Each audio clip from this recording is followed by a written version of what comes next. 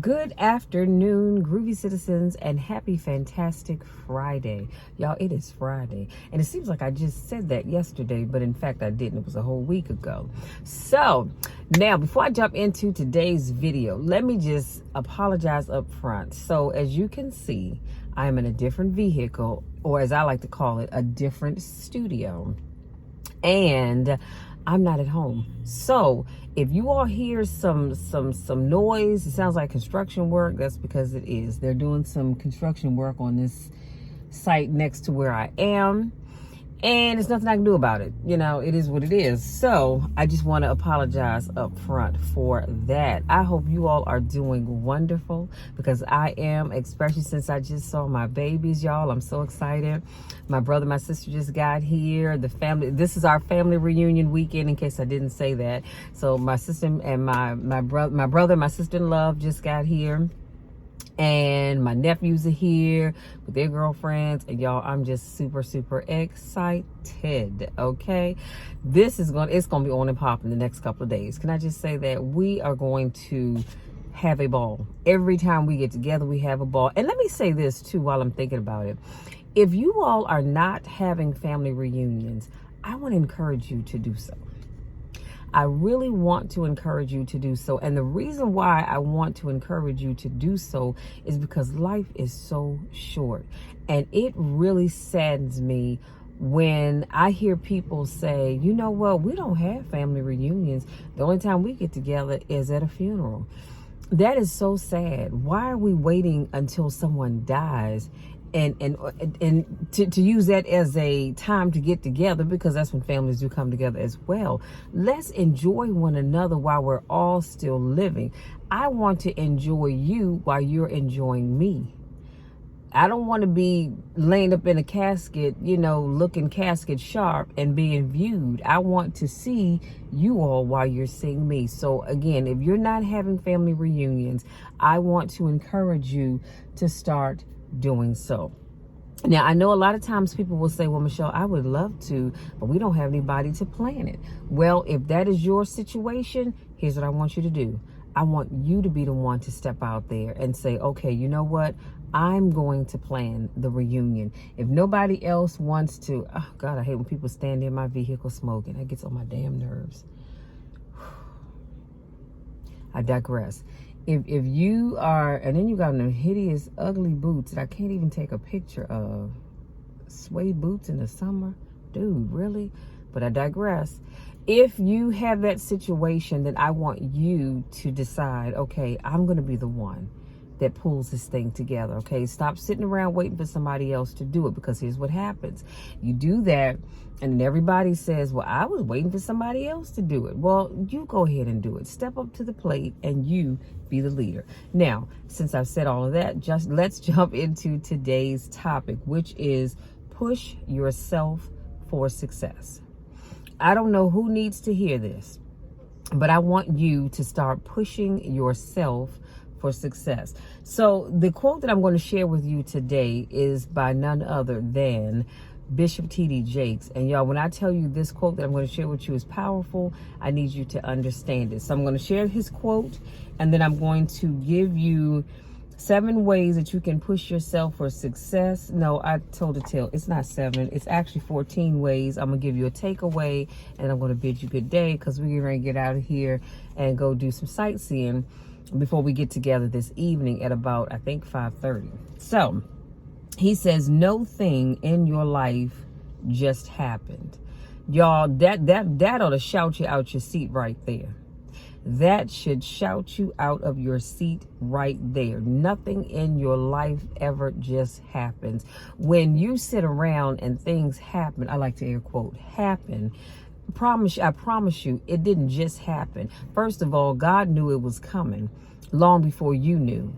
But there's a reason why that thing happened. There's a reason why you don't have that job anymore. There's a reason why you're not in that relationship anymore. Come on, somebody. There's a reason why you're not driving that car anymore. There's a reason why you don't live where you used to live anymore. There's a reason why you don't attend that church you used to attend. There's a reason why everything happens. Nothing ever just happens. There's always a reason for it. So then he says, there are some things that you learn in the process, in the painful grappling of climbing up to a place rather than being zapped to a place.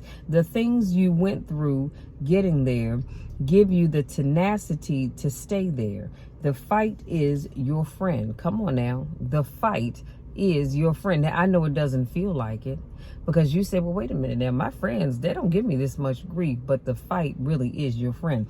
People always remember and talk about how you made it, and you're the king, or you're the president, or you're the pope, or whoever you are, but they don't understand what all you went through to get there. And y'all, I'm not lying, I had to highlight it. You see that purple down there, and it continues on the back. I had to highlight that because that is so important to remember. People look at the success that other folks have, but you don't stop to think that a lot came along with getting to that place. A lot had to be done behind the scenes in order to get to wherever you are right now. When you look at people like, y'all know I have to talk about Steve Harvey. I feel like we're besties, but I talk about Steve Harvey because he's a perfect example. Like he said, he tells his story. He slept in his car for 3 years, okay? He was, in order to eat, he had to stop at little fishing holes in order to fish. And at these rest stops, he would go to use the outdoor grills, because he kept charcoal in his car, and that way the fish that he caught, he could fry it up on the grill. That's how he ate. But this man, for 3 years, like he said, he had nothing. He's lost everything that he owned twice. Everything. But look at him now.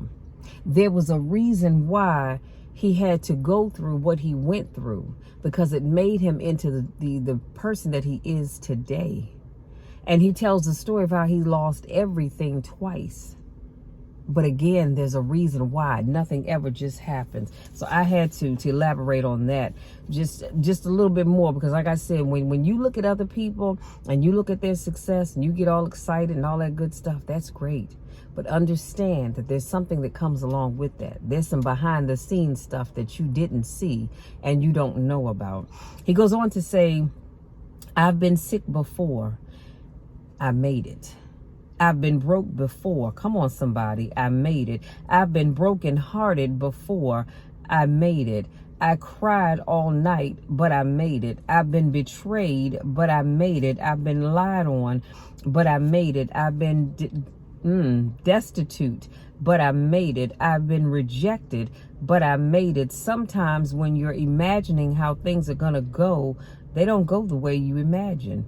And if you're a weak person, you will quit because it didn't go the way you imagined it.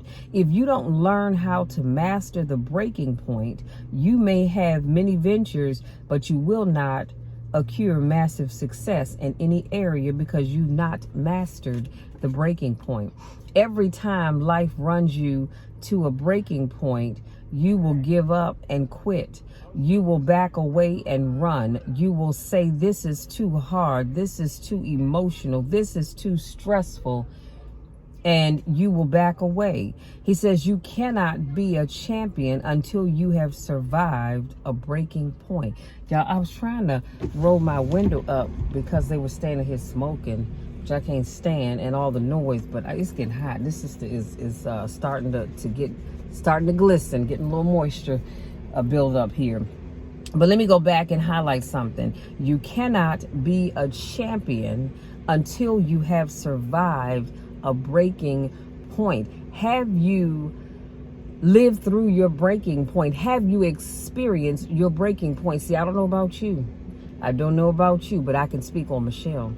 I've been there at my breaking point. I promise you I have, more than one time, but I survived each time. You know why? Because I don't let whatever that thing was that tried to break me, I don't let it keep me down. See, because I know that I serve a God, come on somebody, that looks beyond my faults and still sees my needs. I serve a God that's not going to allow me to hit the ground and just stay there.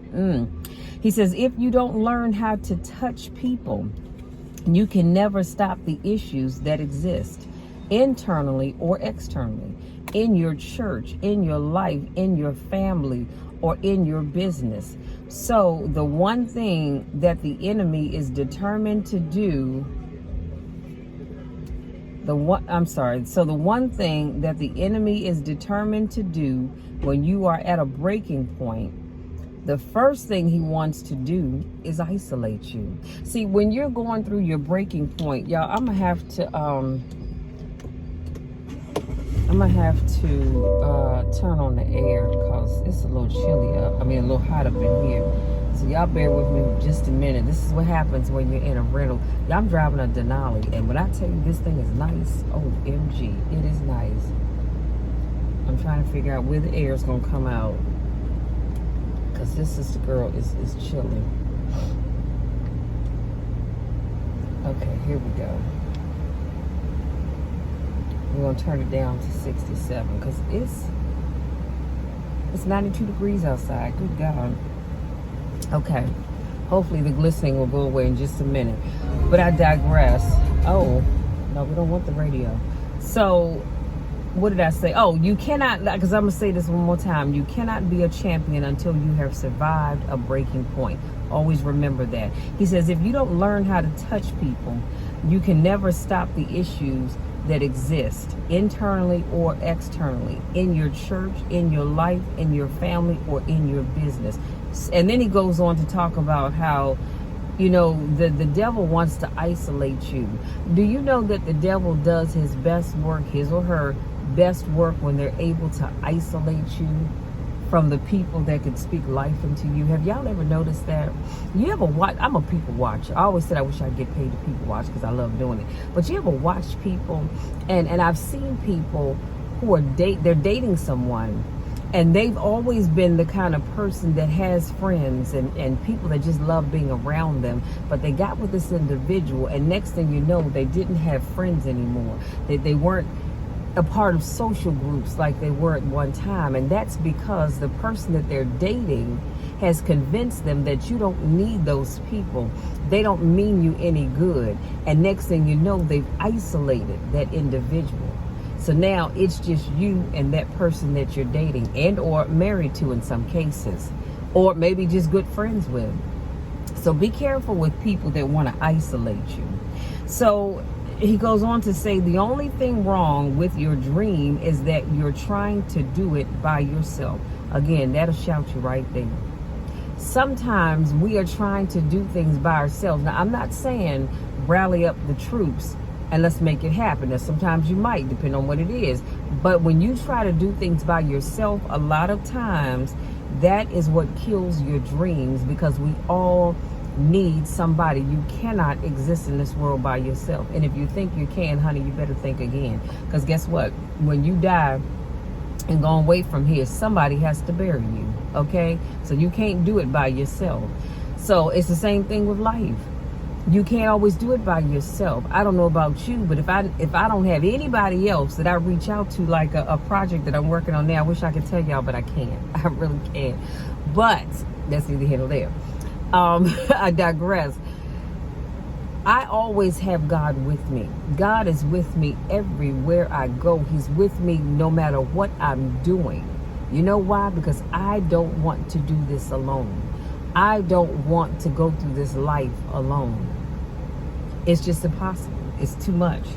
So the difference between start and finish is determined by how you handle the breaking point.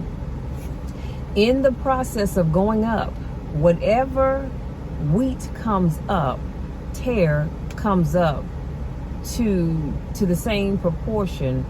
Or he says, let me say it in a way that's familiar to you. New levels. Come on, somebody, bring new devils. And we don't have time to unpack that, but just remember that new levels that you're going to go through in your life, in your business, will bring on new devils. So while you're coming up on one side, your haters, problems, situations, circumstances, responsibilities, debt factors, bills, organizational infrastructure needs all come up at the same level. You can't come up over here and not come up over there. Come on, somebody. They both grow up together. Just because your circumstances don't reflect it right now, listen up, doesn't mean that you don't have it. Believe in yourself and get up out of there and go do what you got to do. I'm going to say that one more again. Just because your circumstances don't reflect it right now doesn't mean that you don't have it. Believe in yourself and get up out of there and go do what you got to do. I know some of y'all right now are probably looking at your circumstances and you're thinking, I want to do ABC, XYZ, but it doesn't look like I'm ever going to get there. You're going to get there, sweetie. You just have to hang in there. Keep telling yourself that the best is yet to come. I get up every single day, every day that God sends, and I say, Lord, the best is yet to come. I know it is. It may not always look like it, and some days it probably doesn't even feel like it, but I know that the best is yet to come. I just have to keep believing in me. See, what happens is you start giving up on you, and then everything just kind of goes to a crapshoot. You can't give up on yourself because the world's going to give up on you as it is. I need you to keep believing in yourself. So, how to push yourself to success? Let's go into 14 different things that I've come up with, and we'll do a takeaway, and I'm going to let you be. So, number 1,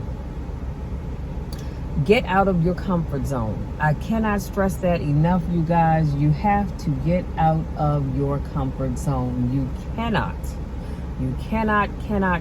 do anything in your comfort zone. See, this is your comfort zone. You can only succeed so much. As you can see, there's not a lot of space in there, right? You can only succeed so much in your comfort zone. So if you want to succeed, baby, you got to come up out of there. Number 2, tap into your inner strength.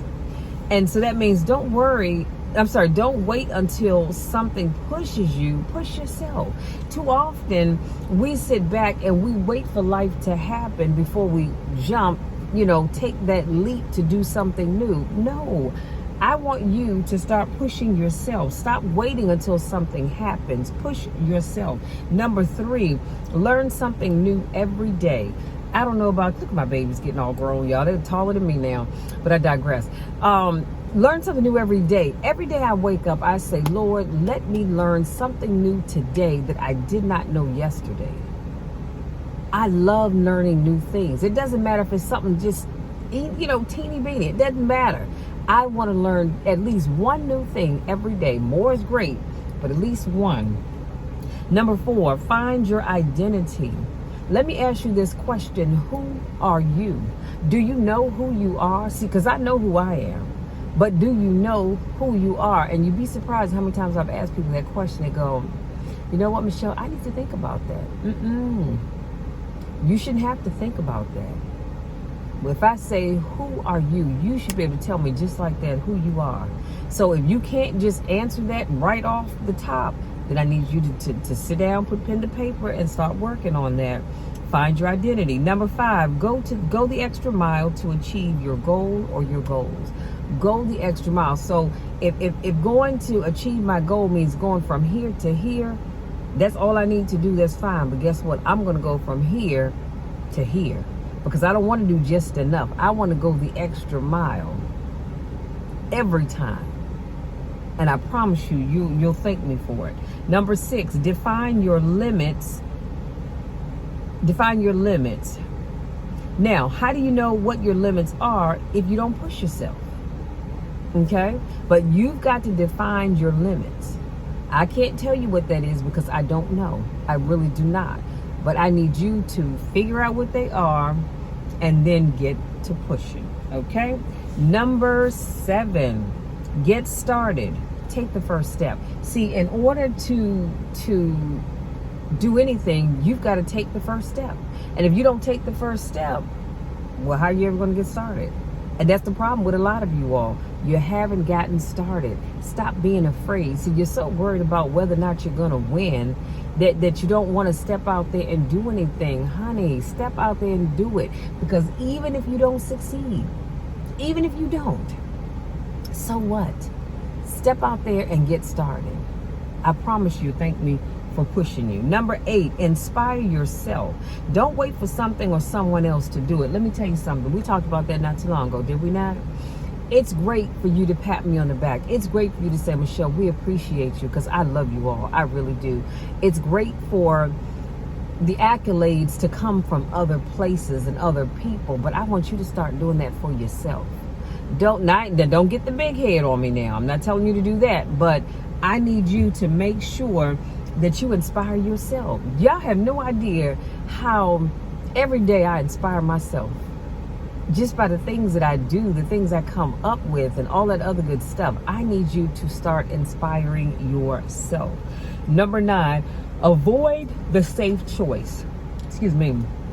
Too often in life, we will pick the safe choice because we know that it's something that we can do. We know that it's something that we can accomplish. Now, I'm not saying every now and then don't go with the safe choice, but as a whole, I want you to avoid it as much as possible. I want you to reach up here.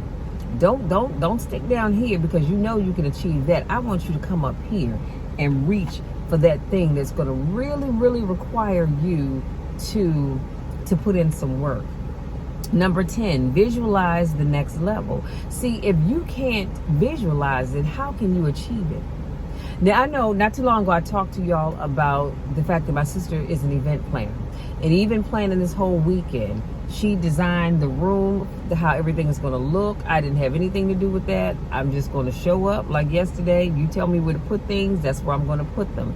Because I don't have that kind of eye to look at an empty room and say, okay, yeah, let's put this over here and that over there. It's not my gift, so I don't walk in it. But when I say visualize the next level, see, I look at where I am right now, and I talk to you all 4 days out of a week doing my vlog, and I love doing it, but I'm visualizing the next level.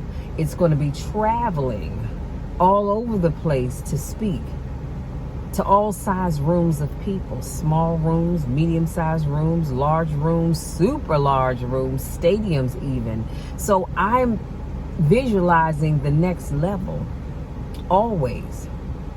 The next level in where I want to go with my business, which, like I said, I'm working on a project right now. I can't tell y'all about it, but I'm working on something right now that I know I need to get it out by the end of the month. So I do have a little time on my side, but not much.